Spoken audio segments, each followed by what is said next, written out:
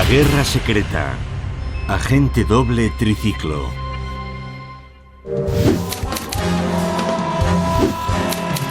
Su nombre es Bond.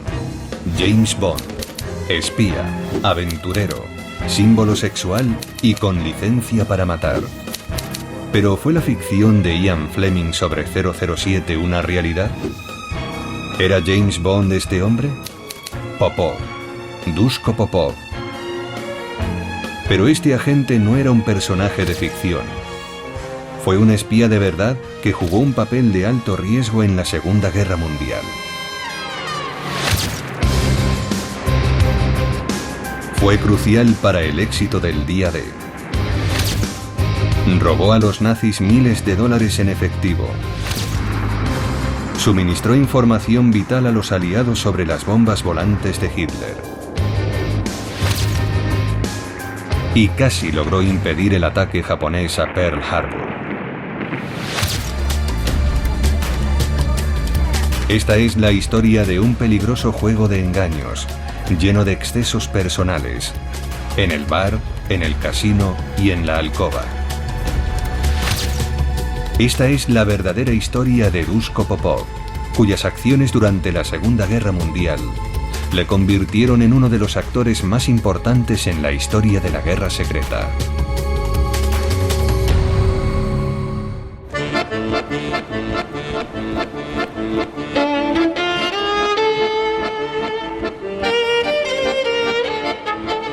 Duško Popov creció en una de las ciudades más bellas de Europa, Dubrovnik, Croacia, entonces parte de Yugoslavia.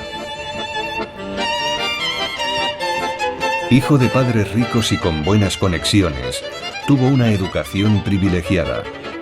Duško era un niño popular, con muchos amigos y una gran seguridad en sí mismo. Su acaudalado padre insistió en que estudiase en los mejores colegios de Europa. La familia de Duško quería que tuviera una buena educación. Estudió en los colegios locales de Dubrovnik, pero muy pronto lo enviaron a los internados ingleses y luego a los liceos de París, donde estudió el bachillerato. Unos años más tarde, sus pasiones eran los coches rápidos y las chicas fáciles. Había sido un alumno aventajado y hablaba fluidamente italiano, alemán y francés. A los 24 años viajó a Friburgo, Alemania, para estudiar un doctorado en Derecho. Fue allí donde conoció a un joven de Hamburgo, Johann Jebsen. Popov lo llamaba Johnny. Johnny también procedía de una familia aristocrática bien conectada y parecida a riqueza. Era medio danés y medio alemán, y se hicieron íntimos amigos. Una amistad que los llevaría por caminos con los que jamás habrían podido soñar.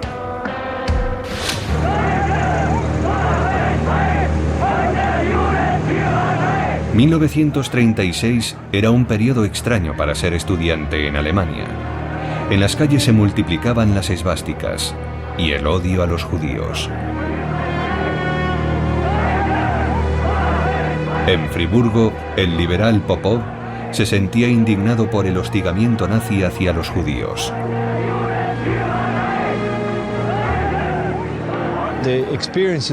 Las experiencias que vivió durante sus años de universidad en Friburgo fueron sus primeras experiencias con las juventudes hitlerianas nazis.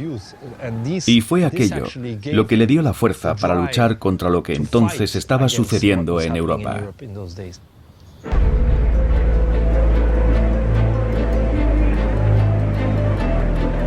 Desafiando las normas nazis, Popov y Jebsen frecuentaban cafés regentados por judíos. Pero el día en que obtuvo su doctorado, alguien le delató y fue detenido por la Gestapo. Jebsen avisó al padre de Duško, que utilizó sus contactos en el gobierno de Yugoslavia.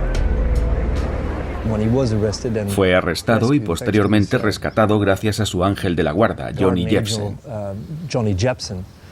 Y creo que fue en ese momento cuando comprendió lo serio que se iba a poner aquello. Los nazis lo dejaron en libertad, pero con la condición de que abandonase Alemania, y salió justo a tiempo. En septiembre de 1939, el Führer declaró ante el Reichstag: por primera vez, Polonia ha abierto fuego contra nuestro territorio, ha disparado contra nuestros soldados y ha lanzado entre 40 y 50 proyectiles contra nuestras posiciones.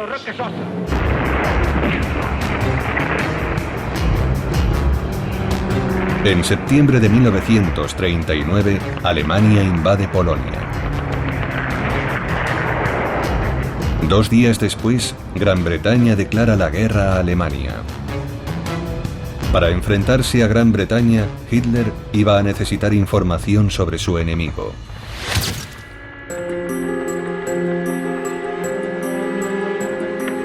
Así que recurrió a su organismo de información, el Abwehr. Este solo poseía una pequeña red de agentes secretos en Europa, así que inició una campaña de reclutamiento, lo que los condujo hasta Popov. Dubrovnik, Yugoslavia. En 1940, Popov regentaba un pequeño despacho de abogados en Dubrovnik, en la neutral Yugoslavia. El 4 de febrero recibió un telegrama de su amigo Johnny Jepsen, en el que éste le pedía una cita urgente en un hotel de Belgrado. En el hotel, Johnny le confesó que se había unido al Abwehr. Duško pasó de la estupefacción a la incredulidad cuando Johnny le pidió que se uniera a él y se convirtiera en espía para los nazis. Duško debió sentirse un poco desconcertado, porque sabía que Johnny era también un antinazi. Pero Johnny le dijo que la mejor forma de derrotar al equipo enemigo es formando parte de él. Popov pasó la noche más larga de su vida pensando en aquella extraña proposición. Estaba sorprendido, pero a la vez emocionado. Jepsen le estaba sugiriendo que se convirtieran en agentes dobles, trabajando para los nazis mientras secretamente los socavaban. Sabía que si era descubierto lo pagaría con su vida. Más tarde escribiría: no tiene sentido recorrer el mismo camino 50 veces. Los hechos no cambian, pero faltaba una pieza en el rompecabezas. ¿Jugarían los británicos?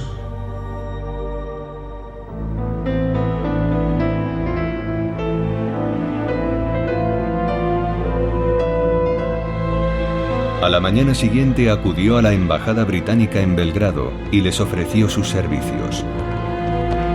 Lo enviaron a la oficina de pasaportes, que en realidad era el cuartel general de la inteligencia militar británica, el MI6.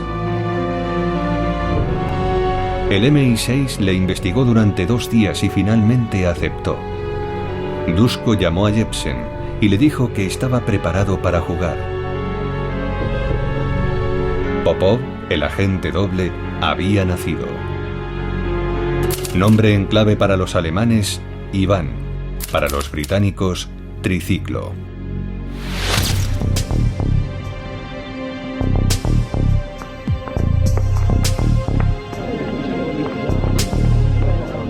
En su primera reunión con el Abwehr, Popov mintió, diciendo que tenía amigos en las altas esferas de Inglaterra.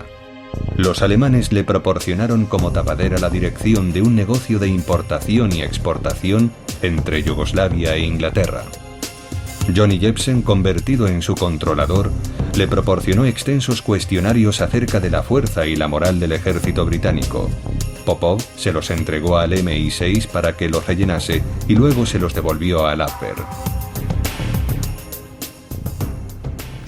Él continuó con su vida, yendo de un lado a otro e informando al Abwehr y a los aliados. Su chofer era un antiguo criado de la familia llamado Božidar. Božidar se había ofrecido voluntariamente para ser su chofer. Popov se quedó atónito. La vagancia de Bosidar era legendaria. Todo era muy sospechoso.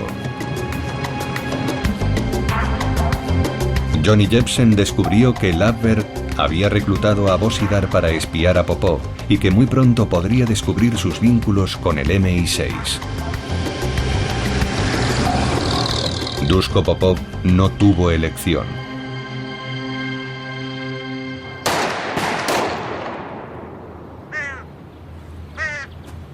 Dos días después, Bosidar fue hallado muerto en Belgrado, cerca de unos almacenes.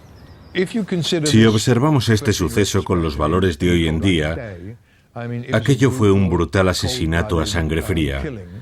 Algo que no encaja muy bien con la imagen que conocemos de Duško, que no era un individuo intrínsecamente violento. Quiero decir que prefería mucho antes salir con chicas que involucrarse en peleas, pero dice mucho de cómo fue aquel periodo, de lo peligroso que era.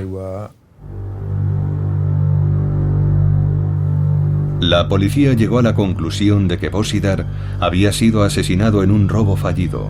Popov se había salido con la suya. A medida que Duško iba sintiéndose más seguro y empezaba a ganarse la confianza de sus controladores alemanes, ellos estaban cada vez más interesados en ampliar su campo de acción. Así que decidieron enviarlo a Londres, donde tenían una red de espías muy pequeña, porque pensaron que alguien como él podría construir una red más grande. Y la primera fase de aquella misión fue una parada en Lisboa. Lisboa, Portugal. Lisboa fue la capital del espionaje en Europa durante la guerra, un auténtico nido de espías. La ciudad era un hervidero de objetores de conciencia, desertores, refugiados y aventureros, todos codeándose entre sí. Bares, cafés y restaurantes estaban infestados de agentes de todos los orígenes y nacionalidades. Aunque Portugal era oficialmente neutral, los alemanes tenían allí una presencia significativa. Los británicos también poseían una delegación encubierta en Lisboa. Esto fue lo que encontró Popov cuando fue enviado a Lisboa en noviembre de 1940. Cuando Duško llegó al aeropuerto portugués, una preciosa joven llamó su atención guiñándole el ojo.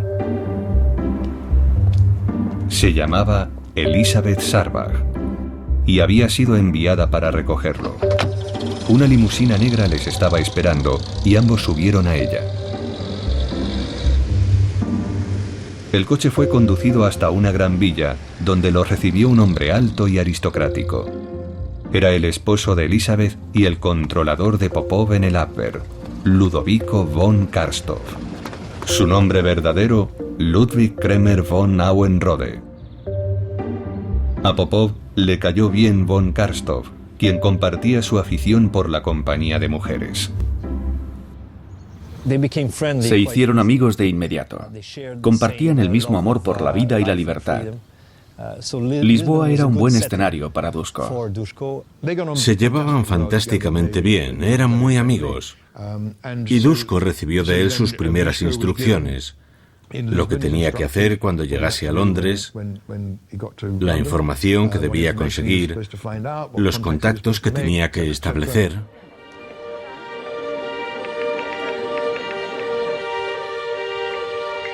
Pero tan pronto como pudo, Popov se inscribió en la oficina de pasaportes británica que, como en Belgrado, era la tapadera de la inteligencia militar británica, el MI6. La neutral Portugal y la vecina España eran también lugares seguros donde reunirse con Johnny Jepsen, que le mantenía informado sobre el progreso alemán en la guerra.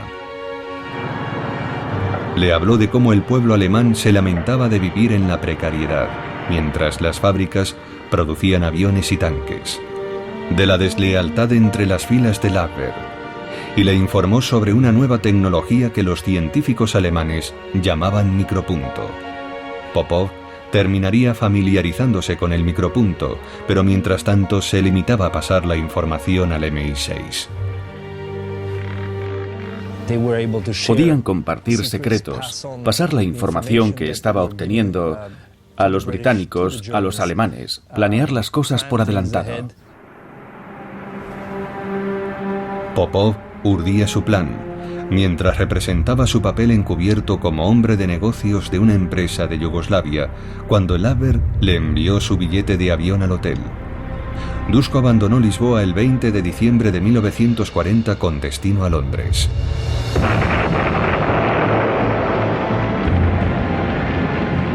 La Luftwaffe intentaba someter a los británicos por medio de bombardeos aéreos, la señal más visible de la guerra. Mientras el Abwehr trataba de asentar los cimientos para la ocupación y Popov era clave en su estrategia. Su misión sería averiguar si había simpatizantes nazis influyentes en Gran Bretaña que pudieran apoyar una invasión. Aquella era la oportunidad que Popov había estado esperando. Miraría a los británicos a los ojos y les diría cómo podía ayudarles a ganar la guerra.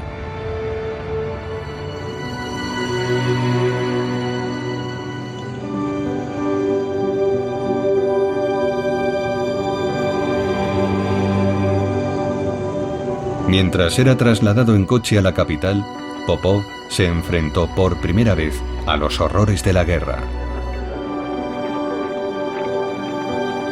Ver la ciudad envuelta en llamas y a la gente enterrando a sus muertos fortaleció su compromiso con la causa.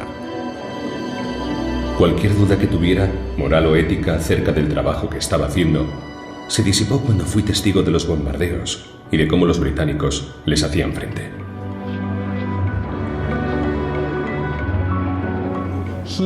En aquel momento, él comprendió que los británicos iban a luchar en aquella guerra hasta el final y que él iba a participar, a formar parte del esfuerzo para derrotar a la Alemania nazi.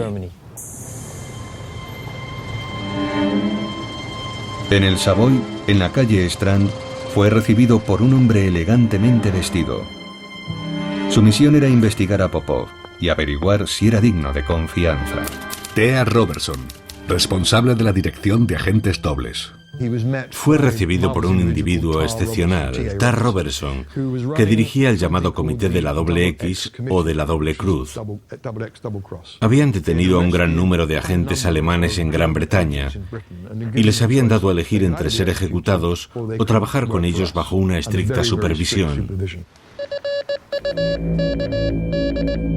El MI6 ya había informado favorablemente a Robertson y al comité de la Doble X sobre Popov. Sin embargo, muchos miembros del comité no confiaban en él. Podría estar trabajando para los alemanes. No estaban dispuestos a correr ningún riesgo. Algunos dijeron, no debemos confiar en ese hombre, pero Robertson dijo, sigamos con él, veamos cómo funciona. Costó mucho tiempo ganarse la confianza de todos. Había superado su primera prueba. Robertson sabía que tenía el potencial para convertirse en el agente más valioso de su equipo. Tenía una nacionalidad neutral, podía viajar libremente por toda Europa y contaba con la confianza del Abwehr. Popov se lanzó en cuerpo y alma a trabajar con los británicos. Estos le formaron en las artes del espionaje. Instrucciones sobre el uso de la tinta invisible. Consejos y trucos para introducirse en cualquier recinto. Y el uso de técnicas de evasión para evitar ser seguido. Resulta cómico en cierto sentido, porque ya hacía tiempo que existían técnicas mucho menos rudimentarias, y allí estaban ellos, escribiendo cartas con tinta invisible. Pero funcionó, en aquella época funcionaba. Tuvo que asimilar cantidades ingentes de información y de desinformación. Su misión sería proporcionar información falsa a los alemanes sobre las fuerzas y planes militares británicos. En la Nochevieja de 1940 fue invitado a una fiesta celebrada en casa del general Stuart Menzies, director del MI6, conocido como C.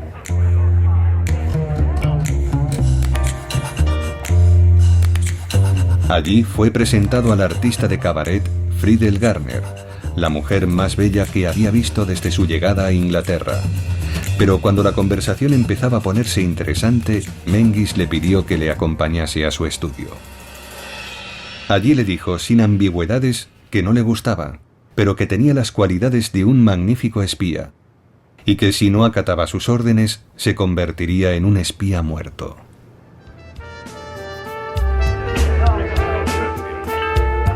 Popov abandonó la fiesta reflexionando sobre las palabras de Menzies, pero soñando con los ojos de Friedel Garner. Muy pronto volvería a encontrarse con ella. Popov estaba casi preparado para regresar a Portugal, pero primero fue presentado al capitán de corbeta Ewen Montague. Ewen Montague, oficial de la inteligencia naval, comité de la XX. Su cometido era inventar una historia creíble que convenciera a los alemanes de que Popov había sacado provecho de su estancia en Inglaterra. Para ello le presentó a varios oficiales militares y funcionarios de alto rango, lo que probaría a Abwehr que había estado en contacto con las fuentes de mayor nivel. Para aumentar más aún su credibilidad, le dio los nombres de 3 lores, cuya simpatía por los nazis era conocida por los británicos.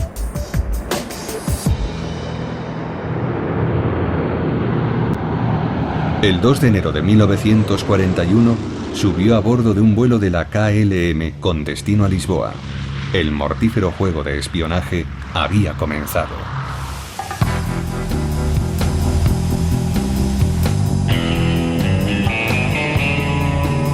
De vuelta en Lisboa se reunió con la ayudante de Karstov, Elizabeth, en el Hotel Palacio. Se registró, se vistió para la cena y se dirigió al casino y en particular a la mesa de la ruleta. Mientras esperaba a Elizabeth, comenzó a jugar a 3 números. Los números revelaban el día y la hora de su próxima reunión con von Karstov. El día 7 a las 17:30 horas. Von Karstov sondeó exhaustivamente a Popov sobre su viaje a Inglaterra. Este comenzó a proporcionarle información falsa sobre sus contactos políticos de alto nivel y sobre el Beaufighter, un nuevo avión de ataque de la RAF.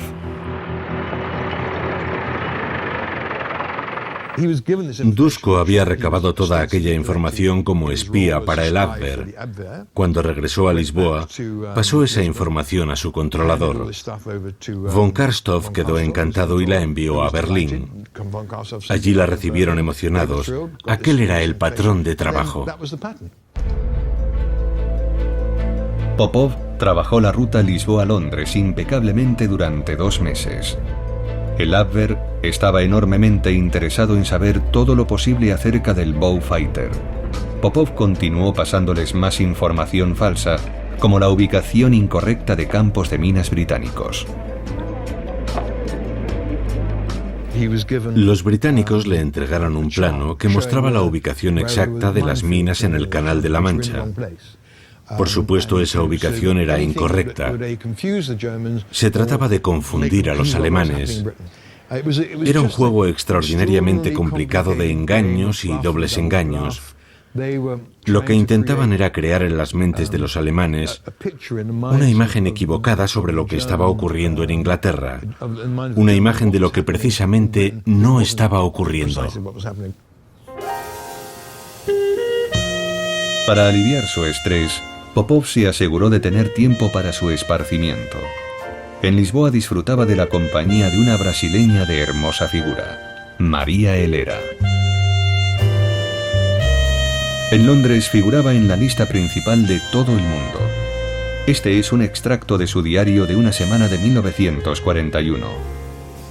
Cócteles nocturnos, bar americano, Savoy. Cena en el Mirabel. Reunión en el salón del Mayfair. Cena en el Claridge's. Cena en el In and Out. Alarmados por su agitada vida social, sus superiores propiciaron su reencuentro con Friedel Garner. Él no sabía que ella trabajaba también para el MI6, pero ellos sí sabían que su agente, apodada Gelatina, sería perfecta para mantenerlo ocupado. Popov encontraría su compañía estimulante.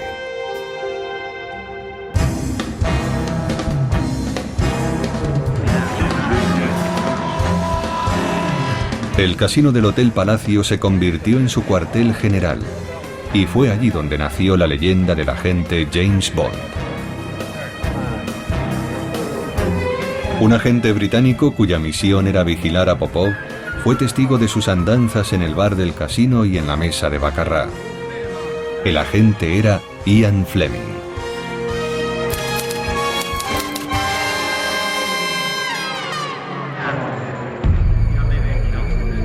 En marzo de 1941, Popov recibió instrucciones para presentarse inmediatamente ante von Karstov. Día 15. ¿Le habrían descubierto? A las 10:00 horas. Llegó a la villa de von Karstov y mientras contemplaba las vistas a través de los ventanales, von Karstov entró silenciosamente y le dijo: «No te muevas, no te des la vuelta». Él pensó: «Se acabó, estoy perdido». Intentó sacar sigilosamente su pistola y entonces en los ventanales vio reflejado a von Karstov detrás de él con un mono domesticado en el hombro.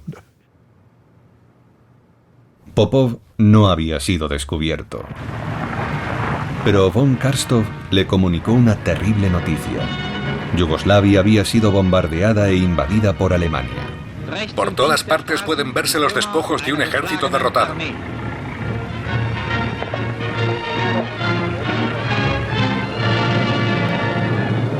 Belgrado, abril de 1941. Al ser natural de Dubrovnik, Popov pertenecía oficialmente al bando alemán y podía seguir trabajando para ellos. Pero su familia corría ahora un grave peligro. Popov sabía que si le descubrían, la Gestapo no tendría ninguna compasión con ella. Von Karstov le transmitió nuevas órdenes procedentes de Berlín. Hitler planeaba entrar en guerra con Norteamérica. Dio instrucciones al Abwehr para que reuniese información sobre los Estados Unidos y estableciese allí una nueva red de espionaje. Popov había sido seleccionado para dirigir esa misión. Aquello provocó un gran desasosiego en Londres, en el comité de la Doble Cruz. Popov era muy valioso para ellos. Era el único agente que mantenía contacto directo con los alemanes.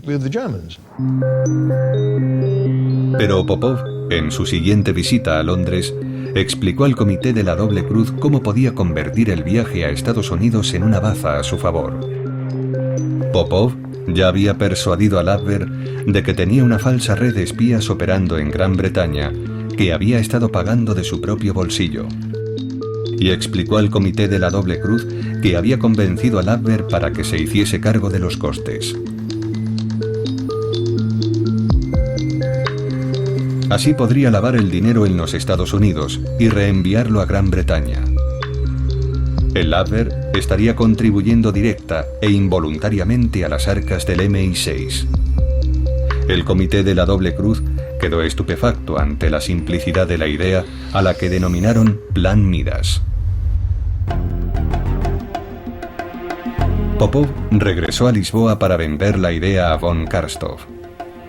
Este accedió a entregarle el dinero antes de que partiese hacia América. También le entregó una hoja escrita a máquina. Sacó una simple hoja de papel, una hoja de papel escrita a máquina, y le dijo: «Toda la información está en esta hoja». Duško vio que era una carta ordinaria y replicó: «¿Dónde está?». Era la primera vez que alguien oía hablar del micropunto, de la tecnología secreta de los micropuntos.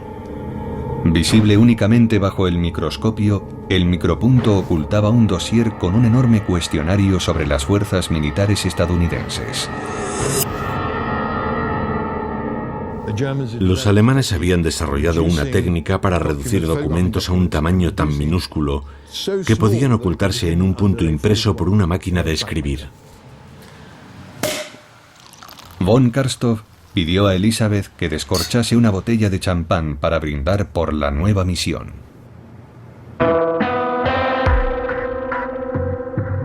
Antes de partir hacia los Estados Unidos, Popov contactó una última vez con Johnny Jepsen, y este le contó algo muy intrigante. El Abwehr le había pedido por requerimiento de sus aliados japoneses que fuese al puerto de Taranto en Italia y averiguase la clave del éxito de un reciente ataque aéreo británico.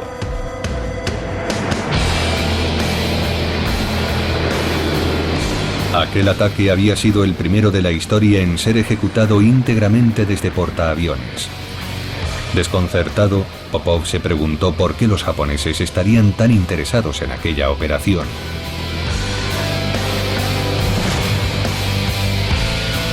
Repasó el cuestionario de su misión en los Estados Unidos, en el que se solicitaba información detallada sobre una base naval estadounidense en el Pacífico llamada Pearl Harbor. ¿Por qué querrían los japoneses información sobre esa base y sobre ataques aéreos desde portaaviones? Popov sumó 2 y 2 y comprendió que los japoneses estaban planeando atacar Pearl Harbor.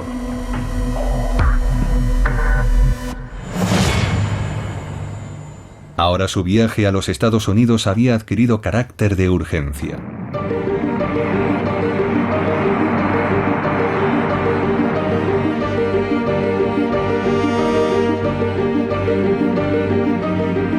El 10 de agosto de 1941 recibió una cantidad equivalente a $40.000 de von Karstov y voló a los Estados Unidos. Ciudad de Nueva York.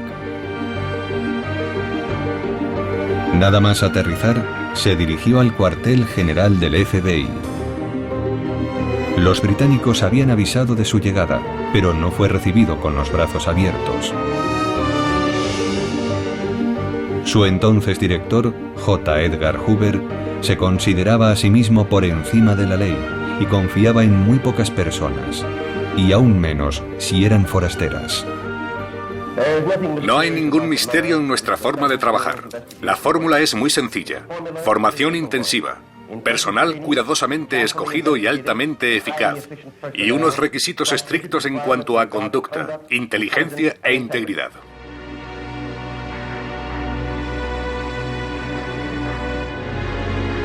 Hoover consideró que siendo un agente doble, Popov era doblemente indigno de confianza.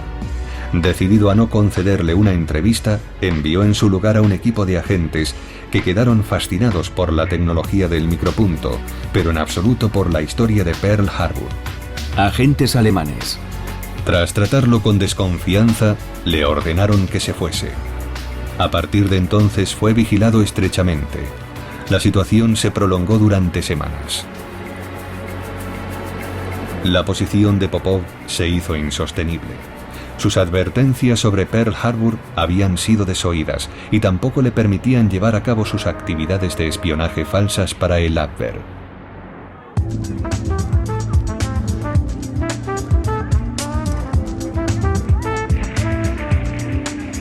Para aliviar la tensión, tomó un avión y se marchó a la elegante estación invernal de Sun Valley.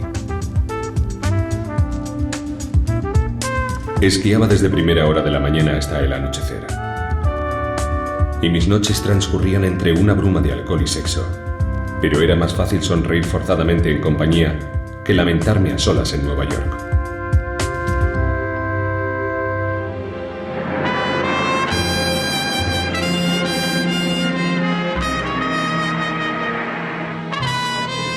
Popov sabía que no podía ahogar sus penas eternamente. Regresó a Nueva York y en una fiesta tropezó con una vieja amiga, una estrella de Hollywood con la que había mantenido una amistad en París antes de la guerra, Simone Simon. Ambos iniciaron una apasionada aventura y desde entonces fueron vistos en todas las grandes fiestas de Nueva York. Popov se estaba quedando sin dinero y ahora tenía a alguien que podía financiar su lujoso estilo de vida.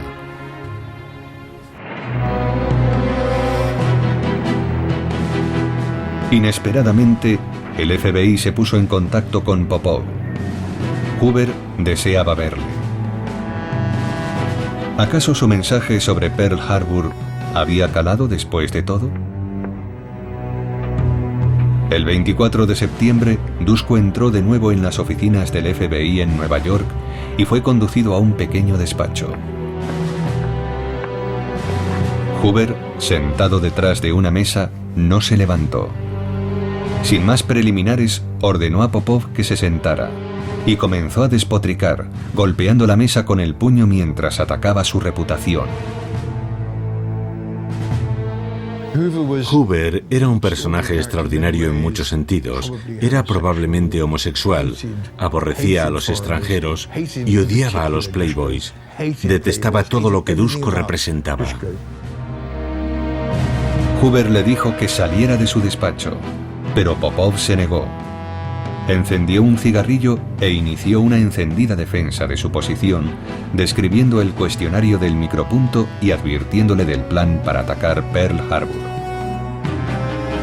Hoover le acusó de ser un agente alemán. Está buscando información que vender a sus amigos alemanes para obtener dinero y vivir como un playboy. Popov, ciego de rabia, intentó defenderse. Pero Hoover le espetó. ¿Acaso intenta enseñarme a hacer mi trabajo? Mientras se ponía en pie, Popov le replicó: no creo que nadie pueda enseñarle a usted nada. Luego salió del despacho dando un portazo. Salí del edificio con un nudo en el estómago. Hoover se comportó como si le asistiese el derecho divino de inventarse cualquier cuento que le viniese en gana. Popov olvidó pronto a sus detractores del FBI cuando recibió un telegrama de Lisboa dándole instrucciones para que se reuniese en Río de Janeiro con Elizabeth, la ayudante de von Karstov.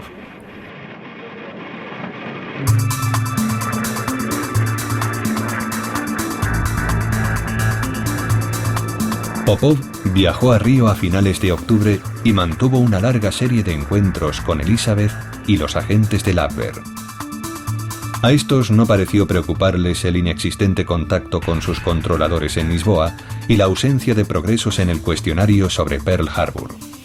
Simplemente le dieron nuevas instrucciones y un nuevo cuestionario oculto bajo un micropunto. Su misión era investigar por qué los americanos estaban tan interesados en encontrar fuentes de uranio en Sudamérica. Popov ignoraba que americanos y alemanes competían en la fabricación de armas nucleares.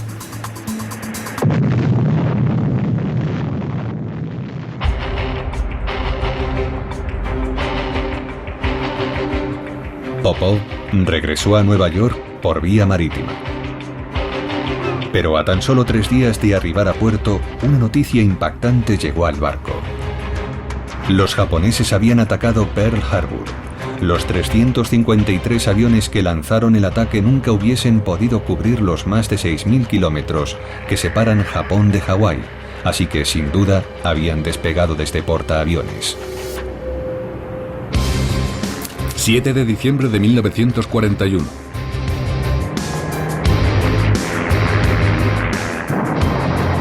Los japoneses hundieron 12 buques de guerra estadounidenses. Destruyeron 188 aviones y mataron a cerca de 2.500 personas. Emplazamiento de alto secreto, Inglaterra. Pero Popov tenía más problemas de los que preocuparse. En Bletchley Park, Inglaterra, habían descifrado el código secreto que los alemanes usaban para comunicarse. Un equipo de especialistas encabezado por Stuart Mengis del MI6 había descifrado el código Enigma, lo que permitió conocer el funcionamiento interno de la maquinaria militar de Hitler y descifrar comentarios sobre Popov desde el propio Abwehr.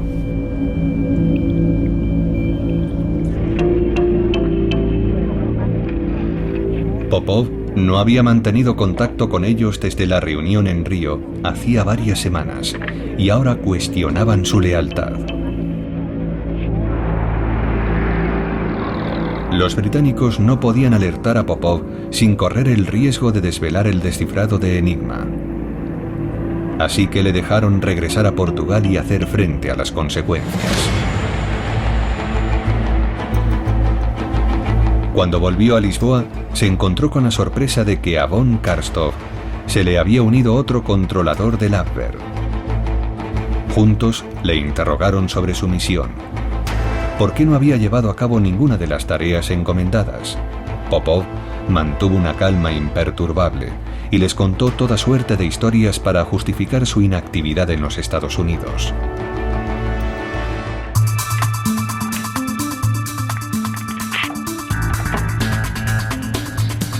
Tres días más tarde, un mensaje con destino Berlín fue interceptado en Bletchley Park.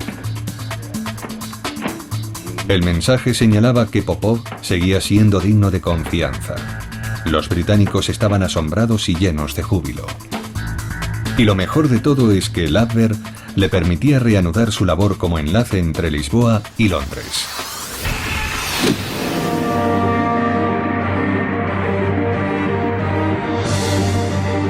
Habían pasado tan solo 2 años, pero Popov se encontró con un Londres muy diferente al del invierno de 1940. A pesar de los bombardeos de la Luftwaffe, el ánimo de los londinenses era alegre y optimista. El curso de la guerra estaba cambiando.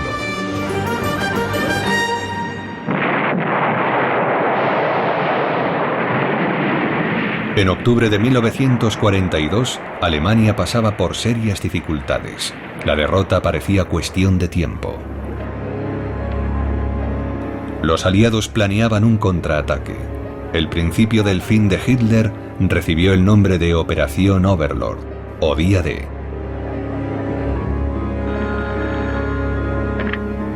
La clave de los preparativos fue la Operación Fortitude, preparada por el Comité de la Doble Cruz, en la que Popov jugó un papel destacado. La Operación Fortitude era un plan de engaño a gran escala.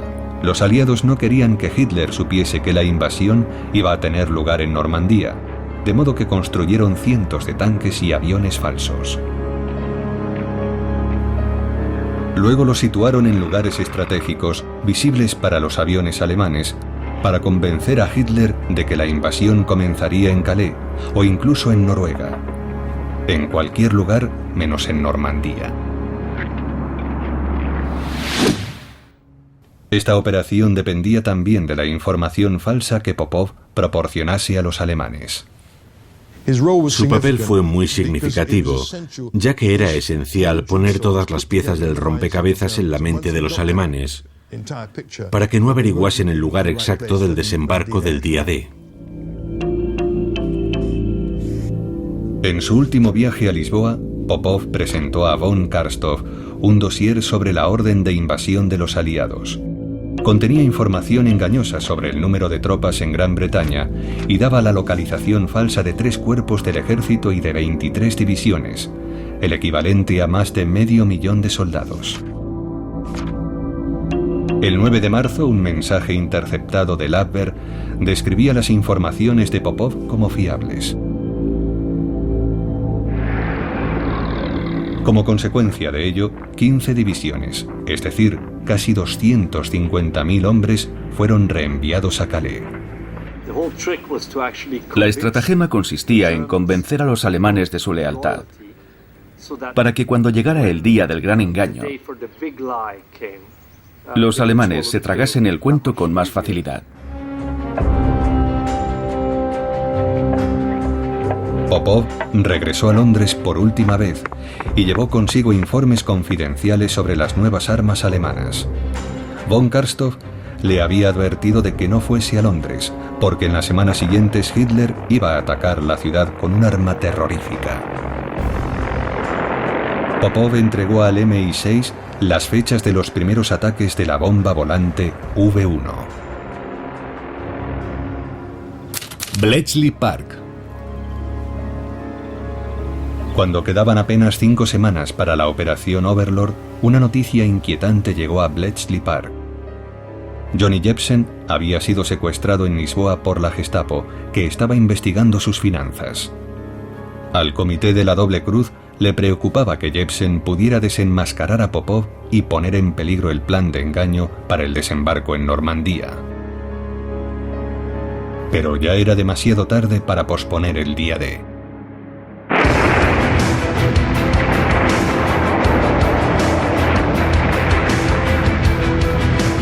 El 6 de junio de 1944, 175.000 soldados aliados desembarcaron en las playas de Normandía. ¿Pero estaban cayendo en una trampa? ¿Había funcionado la operación Fortitude? ¿O Johnny Jepsen había cantado? Aunque fue torturado por la Gestapo, Jepsen no dijo ni una palabra sobre su verdadera identidad o la de Popov. El día D fue el principio del fin para los nazis.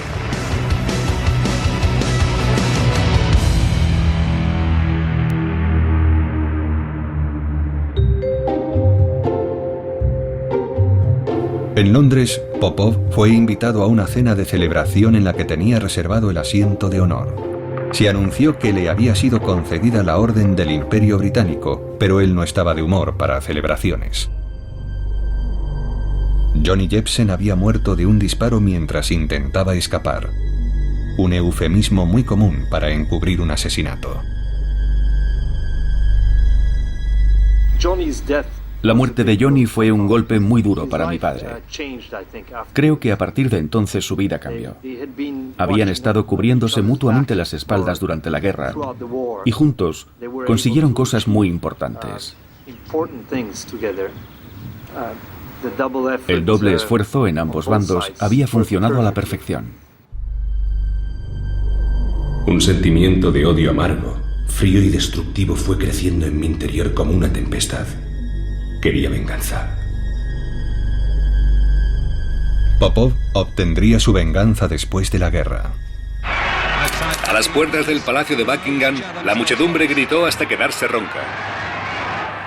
La familia real salió a saludar al balcón hasta 7 veces durante el día de la victoria.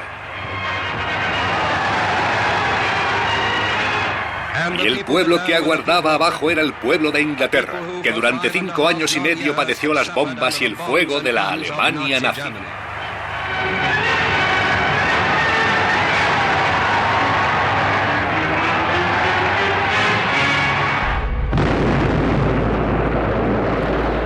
Mientras Europa disfrutaba de su victoria y el Tercer Reich se desplomaba, Popov emprendió su última misión. Enfundado en un uniforme de oficial británico, viajó a Alemania. Una vez allí, inspeccionó todos los campos de prisioneros de guerra para intentar localizar al responsable del asesinato de su amigo.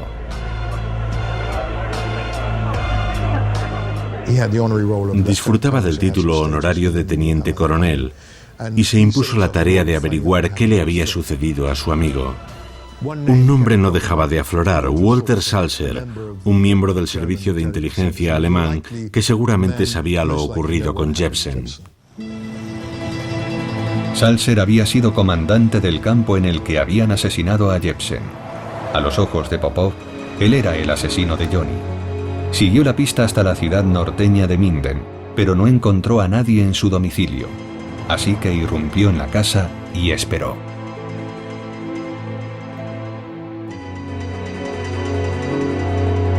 Cuando Salzer cruzó el umbral de la puerta, Popov se encaró con él.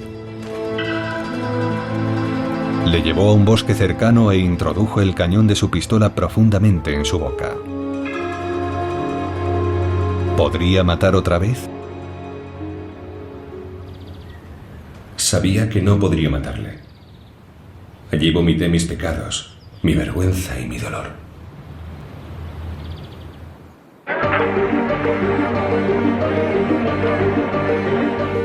Duško Popov comenzó la guerra siendo un rico playboy, un mujeriego incorregible y un jugador empedernido. Y la terminó siendo un confiable espía para los alemanes y uno de los agentes dobles con mayor éxito de Gran Bretaña. Proporcionó a la Abwehr una fuente constante de información manipulada y obtuvo de él $85.000, más de 2 millones en dinero de hoy y casi el presupuesto completo del Comité de la Doble Cruz.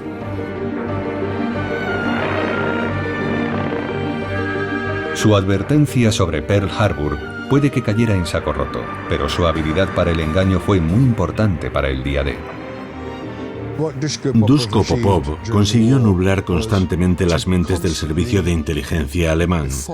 Lo que hizo fue confundirles, hacerles creer que estaban pasando cosas que no pasaban y convencerles de que no pasaban cosas que realmente pasaban.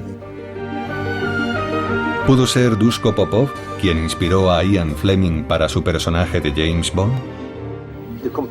La comparación empequeñece los esfuerzos que él hizo durante la guerra junto al resto de agentes del Comité de la Doble Cruz. Creo que su labor fue realmente asombrosa.